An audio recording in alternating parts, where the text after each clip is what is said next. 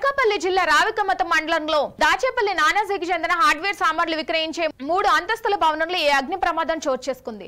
మొదటి ఫ్లోర్ లో వెల్డింగ్ పనులు జరుగుతుండగా నాటి నుంచి వచ్చిన తుప్పర్ల ద్వారా ఈ అగ్ని ప్రమాదం జరిగి ఉంటుందని స్థానికులు చెబుతున్నారు.